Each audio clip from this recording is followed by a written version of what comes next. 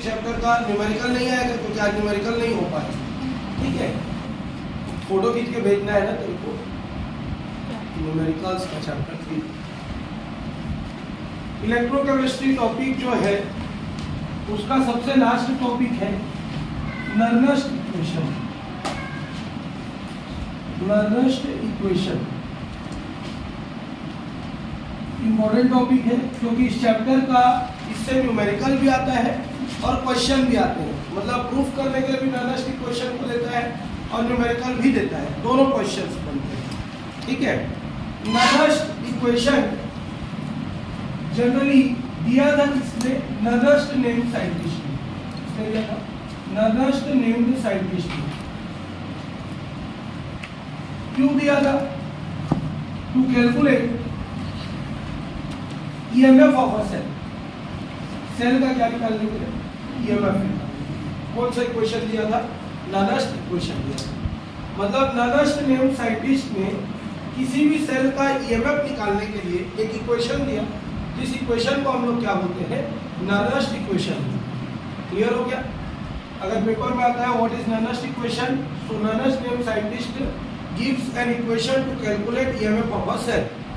Cell का EMF निकालने के लिए उन्होंने एक फॉर्मूला बनाया, उस फॉर्मूला को या उस इक्वेशन को अपन क्या बोलते हैं? Nernst equation. वो फॉर्मूला था क्या? E is equal to E0 minus RT upon NF log. ये लॉग कौन सा लॉग है विद्या? इस लॉग का नाम क्या है? मेरे को नहीं पता। ये तो काला भी कुछ है। लुकेश, इस लॉग का नाम क्या है?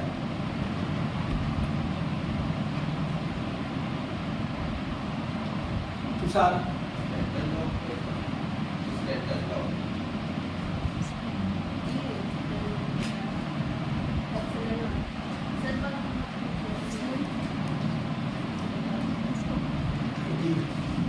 शर्म करो, नेचुरल लॉग है। कौन सा लॉग है? नेचुरल लॉग है। और एलओजी लिखते हैं तो ये कौन सा लॉग है? आर्टिफिशियल लॉग है। इतना पढ़ाने के बावजूद नहीं पढ़ाए थे सर, मारो तेरे को मैं नहीं आई थी बोले तो और पिटान खाएंगे उसके। ये कौन सा लॉग है? नेचुरल लॉग है। अब नेचुरल लॉग के बेसिस पे यहाँ पे रहता है वैल्यू 1 अपॉन या मेटल अपॉन मेटल का आयन, मेटल अपॉन मेटल का आयन। ये है तुम्हारा नर्नस्ट का इक्वेशन, ठीक। नर्नस्ट नेम्ड साइंटिस्ट ने EMF को कैलकुलेट करने के लिए एक इक्वेशन दिया, जिस इक्वेशन को हम क्या बोलते हैं? नर्नस्ट इक्वेशन बोलते हैं। और नर्नस्ट इक्वेशन है क्या? E is equal to E0 minus RT upon NF log M upon MN plus, जहां पर E क्या बताता है? EMF। E क्या बताता है? EMF। E0 किस चीज को बताता है? Standard electrode potential. किस चीज को बताएगा? Standard electrode potential. हम लोग जनरली कौन सा निकालते हैं? रिडक्शन निकालते हैं। R किस चीज को बताता है? Gas constant. किस चीज को बताता है? Gas constant. T किस चीज को बताता है? टेम्परेचर। N किस चीज को बताता है? हाँ, नंबर ऑफ मॉलिक्यूल्स या नंबर ऑफ आयंस। F किस चीज को बताता है? Faraday constant. F किस चीज को बताता है? Faraday constant. क्लियर है कि नहीं है? सॉल्व है, पॉज कर दे, एक मिनट नोट करूंगा। इलेक्ट्रोड पोटेंशियल R क्या बताएगा? Gas constant. T क्या बताएगा? टेम्परेचर। N क्या बताएगा? नंबर ऑफ मॉलिक्यूल्स या फिर आयंस। F बताता है फैराडे कांस्टेंट। फैराडे कांस्टेंट की वैल्यू 96,500 कूलम होती है। ये पहले टॉपिक है, तुम्हारे बुक में ये टॉपिक पहले दिया है, लेकिन फैराडे कांस्टेंट वाला टॉपिक बाद में दिया है, इसीलिए मैं थोड़ा चेंज किया हूं ना उसको पढ़ाने का तरीका को, क्योंकि तुमको F की वैल्यू पता होनी चाहिए फैराडे कांस्टेंट। ये कौन सा लॉग है? नेचुरल लॉग है। M क्या है? कोई सा भी मेटल, और Mn प्लस क्या है? मेटल का आयन। यहाँ तक क्लियर हुआ कि नहीं हुआ? इस इक्वेशन को दिया था नर्नस्ट नेम्ड साइंटिस्ट ने। और क्यों दिया था? क्योंकि क्या कैलकुलेट करना था उसको? EMF कैलकुलेट करना। तो EMF की वैल्यू को निकालने के लिए नर्नस्ट नेम्ड साइंटिस्ट ने एक इक्वेशन दिया, जिस इक्वेशन को क्या बोलते हैं? Nernst equation. लिखो, लिख लिए ना? इसको भी नोट करो। इसको कैसे नोट करेंगे? वेयर करके नोट करना। Where E is equal to E0 is equal to R is equal to E is equal to M is equal to F is equal to M is equal to log is equal to. ऐसा करके note करना तो थोड़ा लेंदी बनता है ना वो derivation. तुम लोग ऐसे गोल करके लिख दोगे तो फिर तो हो गया ना वहीं पे खत्म। समझ में आया? डेरिवेशन का लाइन बढ़ाने का तरीका है वो।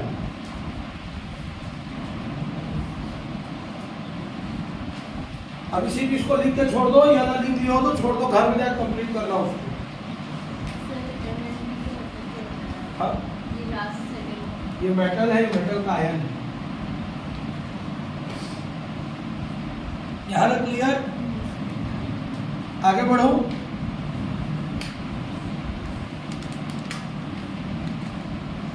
अब इस इक्वेशन को उन्होंने जब दिया तो उन्होंने ये रिएक्शन हाफ सेल रिएक्शन के लिए दिया। किसके लिए दिया? हाफ सेल रिएक्शन के लिए। Half cell reaction in the sense zinc अगर 2 इलेक्ट्रॉन डोनेट करता है और क्या बनाता है? जिंक 2+ आयन बनाता है। क्या बनाता है? Zinc 2+ ion. तो ये हाफ सेल रिएक्शन है। क्यों हाफ सेल रिएक्शन है? क्योंकि इसमें सिर्फ कौन सा रिएक्शन हो रहा है? ऑक्सीडेशन। कौन सा रिएक्शन हो रहा है? ऑक्सीडेशन। और अगर हम लिखे Cu2+, 2 इलेक्ट्रॉन को गेन करके क्या बनाता है? Cu। तो ये भी हाफ सेल रिएक्शन है, क्योंकि इसमें कौन सा रिएक्शन हो रहा है? रिडक्शन। और जब दोनों एक साथ हो जाता है Zn plus Cu2+ double arrow Zn2+ Cu, तब ये कौन सा रिएक्शन है? कंप्लीट सेल रिएक्शन है। और इस रिएक्शन को अपन क्या बोलते हैं? Redox reaction. क्या बोलते हैं इसको? Redox reaction.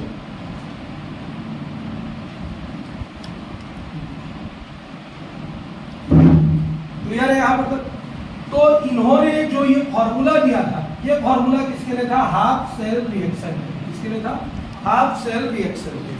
Full sell reaction के लिए नहीं दिया था। तो हम लोग पहले कंप्लीट सेल रिएक्शन निकालेंगे। ये तो हाफ सेल रिएक्शन क्लियर है, नॉनेस्ट इक्वेशन। लेकिन नॉनेस्ट इक्वेशन हाफ सेल के लिए नहीं, किसके लिए होना चाहिए? कंप्लीट सेल के लिए होना चाहिए। और कंप्लीट सेल के लिए हम कैसे बनाएंगे? कंप्लीट सेल के लिए बनाएंगे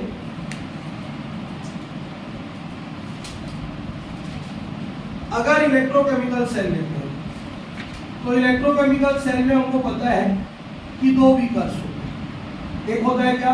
लेफ्ट हैंड साइड, एक होता है राइट हैंड साइड। इसमें क्या होता है? ऑक्सीडेशन। इसमें क्या होता है? रिडक्शन। पढ़ चुके हैं इसको। तो ऑक्सीडेशन वाला जो बीकर है वो लेफ्ट हैंड साइड है। तो हम यहाँ लिखेंगे ELHS is equal to E0 LHS minus RT upon NF log M upon Mn plus. Clear है? और हमेशा M की वैल्यू को क्या लेंगे? 1 मोल। कितना ले लेंगे? 1 मोल। तो यहां से ये वैल्यू कितनी हो जाएगी? 1। ये बाद में कैलकुलेट हो जाता है। ठीक? इक्वेशन नंबर क्या हो गया? 1 ERHS। अब RHS के लिए बनाओ E0 RHS minus RT upon NF log 1 upon क्या हो जाएगा?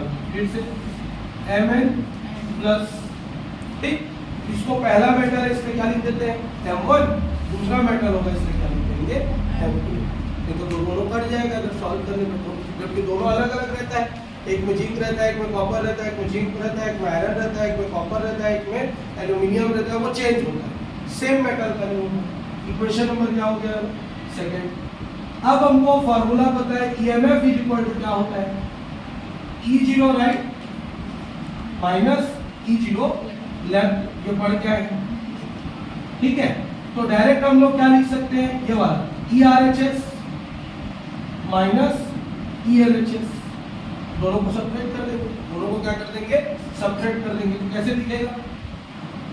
E0 RHS minus RT upon NF log 1 upon Mn plus blue वाला लगाया है कि नहीं? हाँ तो पूरा सूख गया था, लेकिन चल minus E0 LHS minus RT upon NF log 1/mn plus, कहाँ तक का 1 तक। ये क्लियर है कि नहीं? अब सब्ट्रैक्ट करने में तो E0 RHS minus E0 LHS, इसको इससे सब्ट्रैक्ट किया, माइनस RT दोनों में कॉमन, NF दोनों में कॉमन, RT अपॉन NF क्या बचा, लॉग 1/mn प्लस 2 वाला माइनस 1/, लॉग ऐसा नहीं लिखा है, लॉग ऐसे ही लिखना पड़ेगा, लॉग 1/mn प्लस 1। क्लियर है कि नहीं? ये वैल्यू क्लियर है? लॉग की वैल्यू को कभी भी कॉमन नहीं निकाल सकते ना, ठीक, इसीलिए लॉग को पूरा पूरा लिखिए। इतना लाइन क्लियर हुआ कि नहीं? ये हमारा क्वेश्चन। अब हमने क्या किया, ऑक्सीडेशन और रिडक्शन वाले को कंप्लीट सेल रिएक्शन निकालने के लिए 2 बीकर ले लिया। एक बीकर में हमारा पहला मेटल है, दूसरे बीकर में हमारा दूसरा मेटल है। तो लेफ्ट हैंड साइड के लिए नॉनस्ट इक्वेशन अलग बनेगा, राइट हैंड साइड के लिए नॉनस्ट इक्वेशन अलग बनेगा। हम लोग दोनों को कंबाइन करने के लिए क्या फॉर्मूला यूज किया, EMF = ERHS माइनस ELHS। दोनों वैल्यू को सॉल्व किए तो RHS में से LHS क्या, ERHS माइनस ELHS हुआ, RT/NF RT/NF कॉमन निकला, इतना वैल्यू प्लस में बचा और इतना वैल्यू किसमें बच गया, माइनस। ठीक, अगला स्टेप क्या करेंगे, E0 RHS minus E0 LHS को डायरेक्ट लिख सकते हैं E0 सेल, क्या लिख सकते हैं, E0 cell minus RT/NF log A minus log B, क्या फॉर्मूला होता है, log A अपॉन क्या, A अपॉन B। क्लियर है कि नहीं? फिर से क्या बोला मैंने, log A minus log B कहीं पर भी दिखेगा तो इसका मतलब होता है log A अपॉन, तो ये log A minus log B क्या लिख सकते हैं, log A upon log B। और फोर्थ अपॉन किस में चला जाएगा, फर्स्ट अपॉन। तो EMF कैसे दिखेगा, EMF = E0 cell minus RT/NF log MN plus कौन सा वाला, 1 वाला अपॉन MN प्लस कौन सा वाला, 2 वाला। ये हो गया तुम्हारा कंप्लीट सेल रिएक्शन के लिए नॉनस्ट इक्वेशन। ये हाफ सेल रिएक्शन का था, ये किसका है, कंप्लीट सेल रिएक्शन। ठीक, 3 लाइन और बनाएंगे। इस लॉग को किस में चेंज करेंगे, आर्टिफिशियल, कितने का मल्टीप्लाई होता है, 2.303 का। तो क्या लिख सकते हैं, 2.303 RT/NF log बेस पे 10। ये नेचुरल लॉग था, ये क्या बदल गया, आर्टिफिशियल लॉग। तो जब नेचुरल लॉग को आर्टिफिशियल लॉग में चेंज करते हैं तो कितने का मल्टीप्लाई करते हैं, 2.303 का। ये क्या हो जाएगा, M1n प्लस M2n। क्लियर है, यहाँ पर सॉल्व में आया। अब R की वैल्यू हमको पता है 8.314 होती है, T298 केल्विन होता है, ये 96,500 होता है। जब इस वैल्यू को इस वैल्यू को इस वैल्यू को और इस वैल्यू को सॉल्व किया जाता है तो कितना बचता है उसको याद करके लिख लेना, याद ही रखना। E0 सेल हर क्वेश्चन में यही शुरू करेंगे, 1 2 3 4, इन चारों वैल्यू को सॉल्व करेंगे तो आंसर कितना आता है, 0.0591 अपॉन में क्या बचेगा, n log 10 बेस पे M1 plus upon M2n plus. ये है तुम्हारा नॉनस्ट इक्वेशन कंप्लीट। अगर पेपर में आता है एक्सप्लेन नॉनस्ट इक्वेशन तो यहाँ तक का बना दिया, ठीक है। सबसे पहले हम लोग क्या लिखेंगे, नॉनस्ट नेम साइंटिस्ट ने EMF को कैलकुलेट करने के लिए एक इक्वेशन दिया, जिस इक्वेशन को क्या बोलते हैं, नॉनस्ट इक्वेशन। खत्म। नॉनस्ट इक्वेशन था क्या, E=E0 minus RT/NF log M/MN plus, जहाँ पर E क्या है, EMF, E0 क्या है, स्टैंडर्ड इलेक्ट्रोड पोटेंशियल, R क्या है, गैस कांस्टेंट, T क्या है, टेम्परेचर, M क्या है, नंबर ऑफ मोल्स या आयन, F क्या है, फैराडे कांस्टेंट, ये कौन सा है, नेचुरल लॉग, ये क्या है, मेटल, और ये मेटल का क्या है, आयन। अब हमको पता है कि इलेक्ट्रोकेमिकल सेल कितने भाग में बटा होता है, 2, एक होता है लेफ्ट हैंड साइड, एक होता है राइट हैंड साइड, एक होता है ऑक्सीडेशन वाला, एक होता है रिडक्शन वाला। तो ऑक्सीडेशन के लिए एक वैल्यू निकलेगी, रिडक्शन के लिए एक वैल्यू निकलेगी। जब दो अलग अलग वैल्यू रहता है तो m की वैल्यू को क्या लेके बनाते हैं 1, मेटल का वैल्यू को क्या ले लिया जाता है 1। किसमें खेलेंगे हम लोग आयन में, किसमें खेलेंगे आयन में। मेटल का वैल्यू कंपलसरी 1 हो जाता है जब दो बीकर एक साथ रखते हैं। अगर अलग अलग पढ़ेंगे तो मेटल का वैल्यू अलग अलग होगा, लेकिन जब दोनों को कंबाइन कर दिया जाता है तो ऑलवेज मेटल की वैल्यू कितनी होती है 1 होती है। ठीक है, अब दो इक्वेशन बन गया, हमको ईएमएफ निकालना है तो क्या फार्मूला जानते हैं ERHS माइनस ELHS। RHS का पूरा वैल्यू, LHS का पूरा वैल्यू लिख दो, E0 RHS minus E0 LHS क्यों, माइनस RT अपॉन LF दोनों में कॉमन निकालें, ये पहला वैल्यू माइनस ये दूसरा वैल्यू होगा।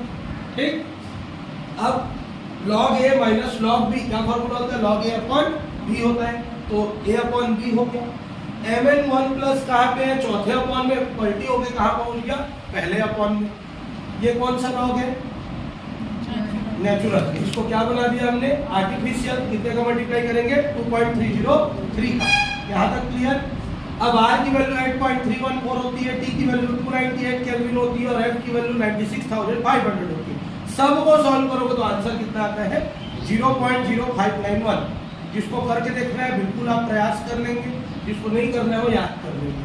और log 10 बेस पे क्या हो जाएगा, पहला मेटल का आयन अपन दूसरे मेटल का आयन। This is the complete formula of Nernst equation. Pause करो, नोट करो।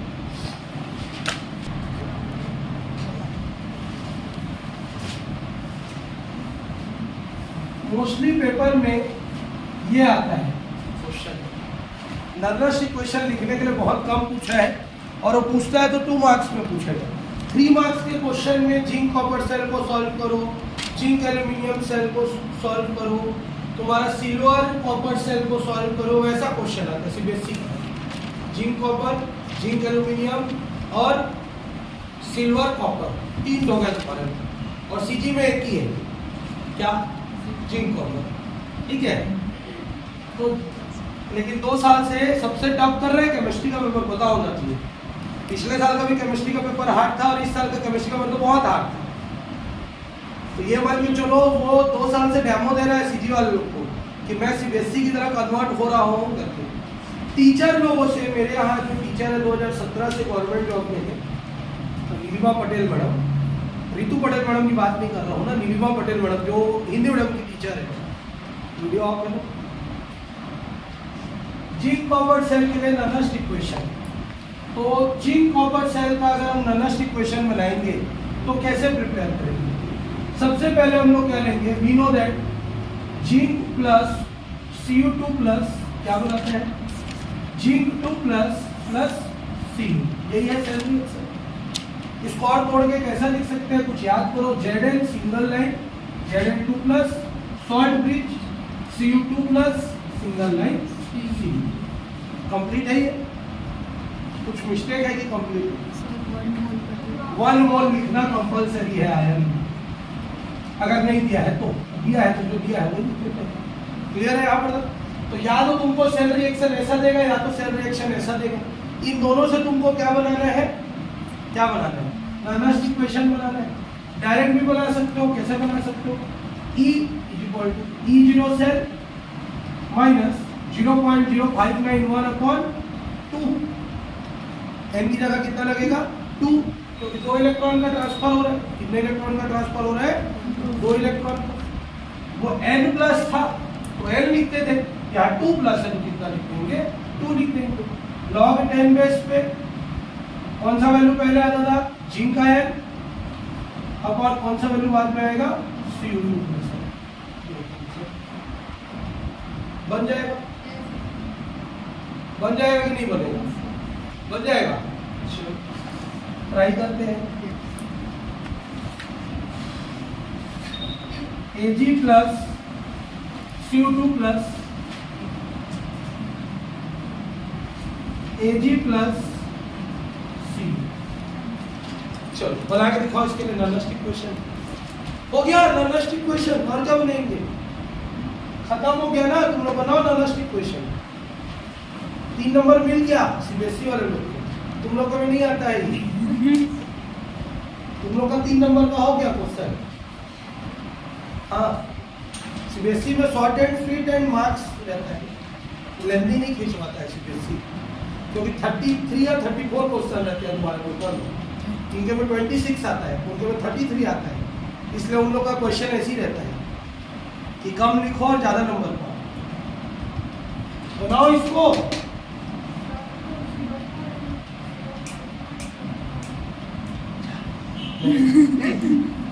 तेरे तो मैजिक की छवि था, उसको याद कर अभी, ये फार्मूला होता है, बस इसको याद रखिएगा अभी, क्योंकि लेट आई है E0 cell minus 0.0591 upon n log 10 base पे mn plus upon mn plus, ये 1 ये 2 फार्मूला है।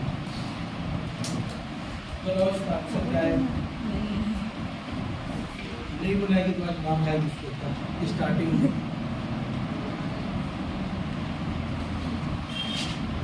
जी कितना डो है?